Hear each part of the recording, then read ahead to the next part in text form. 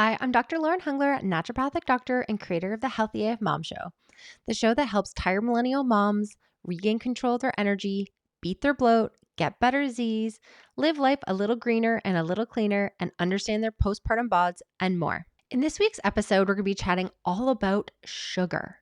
In this bite-sized episode, we're going to be talking about why does sugar feel so addictive? Number 2, we're going to be talking about 7 reasons why you are craving sugar that have nothing to do with willpower. And number 3 is looking at simple strategies to increase your feel-good neurotransmitter, dopamine. If you're loving this episode and digging the content, I invite you to come check out my 14-day body reboot, where we're looking at kicking cravings in just 14 days, even for busy working moms. Grab my code HEALTHYAF15, all caps, to grab 15% off my signature program. And before we dive into today's content, what I'd love for you to do is press subscribe in iTunes or Spotify.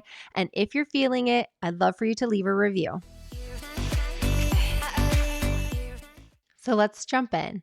Have you ever noticed that really intense pull towards maybe chocolate or candy? Maybe you've got a little bag of mini chocolate bars or a bag of mini eggs that are sitting in your cupboard. And you're like, I'm just going to have one handful a day or just a few just to kind of wet the whistle. And then every time you go through the kitchen, you grab another handful until you realize that, oh my gosh, that bag is gone. And then the guilt, the sadness, the negative thought spiral all just feeds in. We're like, why don't I have enough willpower? Why am I always just self-sabotaging or grabbing the chocolate or grabbing the candy? Why can't I stop? I hear this statement from a lot of women where it's like, can you help me with my willpower? Can you help me stop the cravings and why I can't stop eating the sugar? And the big thing here that I always want to stress to you is that there's nothing wrong with you. And yes, maybe willpower has a teensy bit to do with it. I would also say that there are a lot of other factors that can be affecting your health that can impact your cravings and that addiction to sugar or addiction to candy. A lot of the time I find women are they try and I call it the white knuckle experience, where you white knuckle it through the day, right? Where I'm not going to eat the thing. I'm not going to eat it. And it's constantly going over in your mind that you're not going to go to the cupboard. You're not going to go into the kitchen and eat that thing. The tricky part is that is very willpower based. That is very decision based. And at some point in time, depending on how your day is gone, how intense the tantrums were in your house, the likelihood of you caving in on that is very, very high because it's not rooted in anything, right? A lot of the time when we're having lots of sugar cravings and intense sugar cravings, there's other factors at play. So what we're going to chat about quickly today is looking at 7 different reasons why you might be craving sugar that have nothing to do with your willpower. This has everything to do with your physiology, your biochemistry, your hormonal chaos that's going on. There's lots of different factors. And so I'm hoping that gives you some hope, that gives you some realization that there are things that you can do. There are things that you can control and things where we can put in some strategies and input some aspects for you where we can create that change to help to support you and get you to your goals. So when it comes to sugar can be a really tricky beast because what can happen is that there can be a lot of underlying reasons about why we're craving it. And the thing with sugar is that we usually kind of need a bigger hit every time we have it. So you might have noticed where, your one little 2 slices of chocolate would have sustained you and would have been enough. A lot of the times what happens, especially with sugar, is that we need a higher amount. You need a bigger dosage or a bigger volume to get the same feeling in the body. And so a lot of the time, sugar can be very addictive. And so when we're trying to curb it, when we're trying to come off of it, it can be very, very challenging for you. So I want you to just acknowledge that it's not easy. It's not the super simple, quick fix. Coming off sugar and coming off an addiction or this really strong pull towards having it. It's not all about that aspect, right? We want to be really mindful that it's hard, it's challenging. Sugar does have a very addictive quality to it. And we see that in functional MRI studies when we look at little mice. We're we give them sugar water and then we look at their brains to see how it lights up. And it lights up the same way as when someone has a really intense addiction to either a drug or to something else. And so your brain, your neurochemistry, your biochemistry is all functioning at this pace. And so putting in change does take time, it does take energy, but there are ways that we can support you to be successful at it. So when it comes to sugar and how we can help to support those cravings, there's going to be 7 big categories that I look at for people. So number 1, and I will scream this from the rooftops until I cannot, is that if you're having really intense cravings, especially mid-morning or mid-afternoon is when they really tend to come around for lots of people, is that you're not getting enough protein in your diet. Protein adequacy has to be number 1 on our list when we're talking about cravings. Making sure you're getting enough into your diet when it comes to your macronutrient status. So your macronutrients are going to be the 3 main things that we gather calories from in your diet. We can break them down into proteins, carbohydrates, and fats.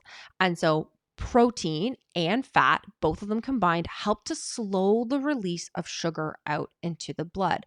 And so when we have ample enough amounts of protein and fat within our diet, it can help to tamper those cravings because we're feeling fuller longer. We feel more satisfied. And so sometimes if we're craving a lot of sugar, the first step that we need to look at is looking at, what does your diet look like? How are we eating? What are we eating? In what amounts are we eating them? Are you getting enough?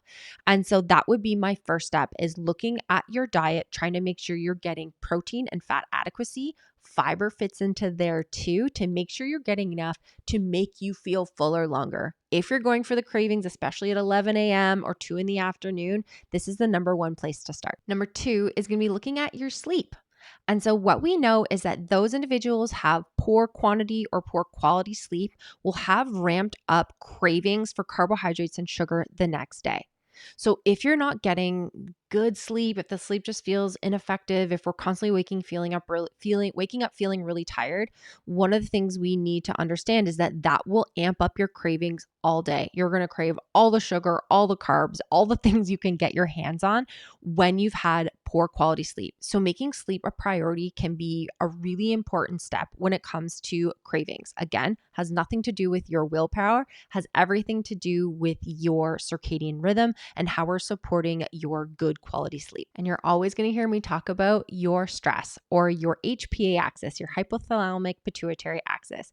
So when we're in chronic states of stress, when we're kind of like really feeling amped up, when we're feeling overwhelmed, anxious, like we kind of have no control, your body's cravings are going to go through the roof, right?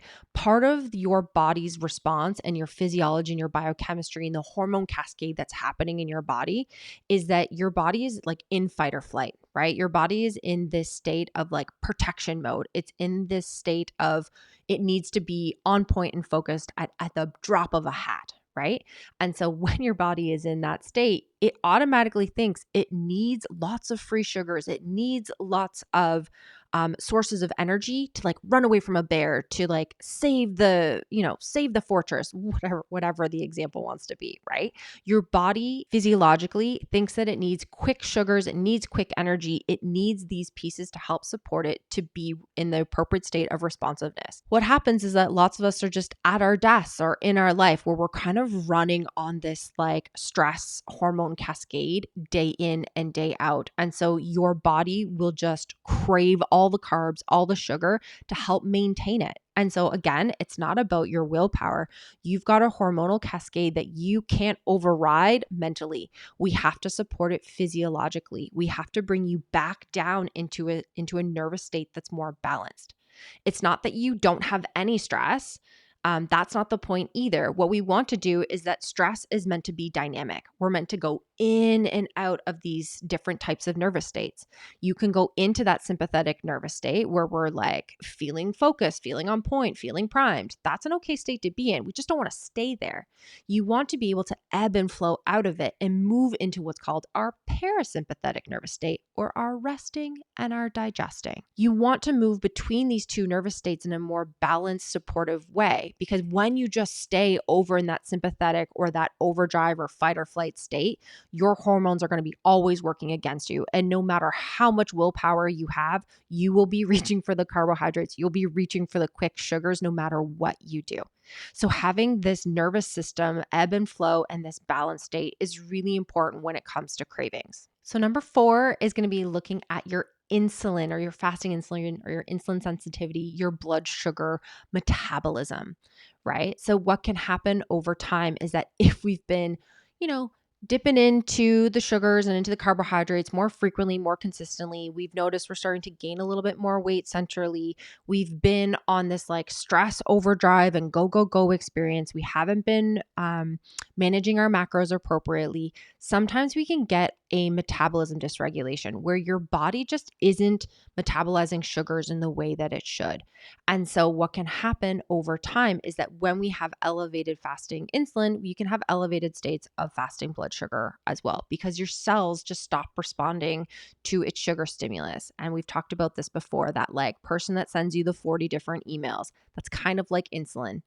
It kind of keeps knocking at the cells, being like, you guys want any sugar? Do you want any sugar? At some point, it's going to be like, Betty, that's enough of the emails.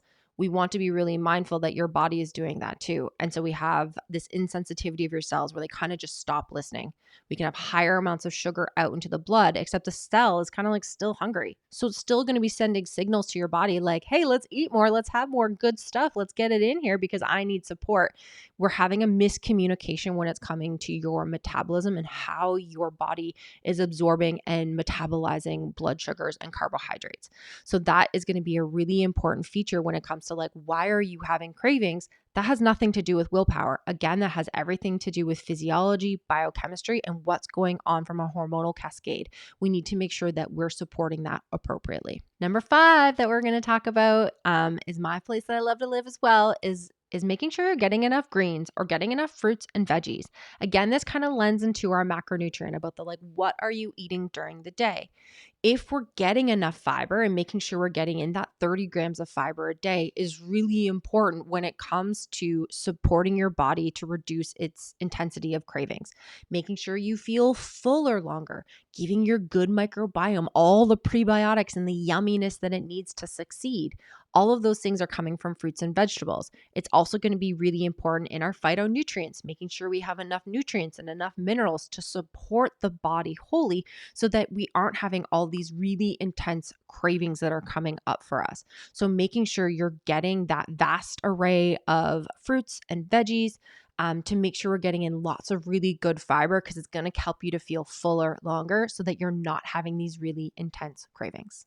Number 6, obviously we got to talk about water, because where do we go where we don't talk about hydration? So when we're talking about hydration here, we have research to show that when people are dehydrated, they tend to have more cravings. They tend to crave more sugar.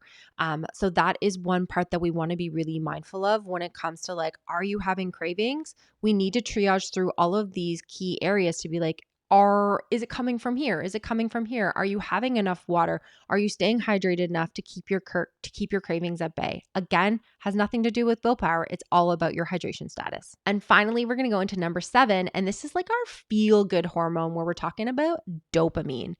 So what happens with sugar is that when you eat sugar, it's going to fire up your reward neurotransmitter dopamine. And dopamine is that reward. We feel really good. It's kind of like when you put something into your shopping cart and you press buy and you know it's coming to your door. That is a dopamine hit. Same with sometimes Netflix does this really well too, where it gives us these like little rewards where it gamifies things. Peloton does this too. Anytime when we're gamifying or we're like driving that really great dopamine reward hit, sugar does this really well. And so sometimes when we're seeking out sugar, we're actually seeking out dopamine. We're seeking out this like feel good neurotransmitter that we really want to incorporate. And so again, that doesn't really have to do anything about willpower and your ability to say no. It has everything to do with your capacity to like drive your feel good hormones. And what we need to do is maybe make a list of dopamine drivers for you that are healthy dopamine drivers, right? So what's your happy list? Is it having a tea quietly in the afternoon? We know that dopamine can be increased by physical activity, movement, and play. Is it adding in some physical exercise, right? That increases dopamine. We want to be really mindful of adding in maybe some meditation or journaling. Research has found that dopamine can increase by 50% when you're doing a meditation. So all of these really important areas, we can increase that like really good feel good hormone dopamine, but it doesn't have to be by sugar. We can do it in other ways. So having maybe an idea of like what makes you feel happy, what brings you that like feel good hit that you need. Maybe it's coloring, maybe it's being creative and being artistic, right? All of these give us this like reward hit, but again, doesn't have to do with sugar. So those are going to be our big 7 reasons about why you might be craving sugar that have nothing to do with your willpower, nothing to do with your ability to say no for the like 8th time that day or going through the kitchen. I want you going through your kitchen feeling hydrated, feeling well nourished, feeling supported hormonally. All of these areas can help you diminish the intensity of those cravings. And the good part of that is that all 7 of those things are totally in your control. And we can play with the strategy around how we implement them, how we support you to create that consistency within your day, because that's really what's going to drive it for you, is having kind of all 7 of these partially hit on each day. So those were our big 7 reasons why you're craving sugar that have nothing to do with willpower. I hope you enjoyed this episode as much as I did. I love it because it really brings control and empowerment back to you, and that your cravings don't drive you alone. And if you want to have more support, or you're like, oh my gosh, yes, my cravings have gotten out of control, I don't know where to start, I invite you to check out my Healthy AF 14-day body reboot. That's what we really focus on in that 14-day program, is helping to support you to get the cravings under control. We talk about getting nourished AF, where we're looking at what are the macros, what are the foods we want to incorporate, how do we get more fiber into your day. We talk about sleep and its impact on your cravings. And we also talk about that stress connection too. So if you want to check it out, you can grab it in the show notes below. I invite you. It's a really awesome program that has like phenomenal feedback from all of my clients and my patients that work with me. Until our next episode, I'll see you guys then. Yay, you made it to the end of the episode. If you enjoyed today's show, I'd love for you to hit that subscribe button and to leave a review. And if you felt inspired by anything you heard today, I'd love to share with you a few ways to get started to feel like a healthy AF mom. So in the show notes below, I've left links to some of my favorite challenges. There's a 5-day Slay All Day Smoothie Challenge, a Get Hella Hydrated Challenge, and a Know Your Labs Challenge. All amazing ways that you can get started to feel like your epic version of yourself today. I also have an awesome coupon code. It's HealthyAF15, all caps, and that's a 15% off discount to my 14-day body reboot. Again, it's linked in the show notes below. And finally, I love to get social, so if you wanted to follow me or leave me a comment or a review, you can find me on Instagram and YouTube and TikTok at dr.lauren.nd. I'll see you there.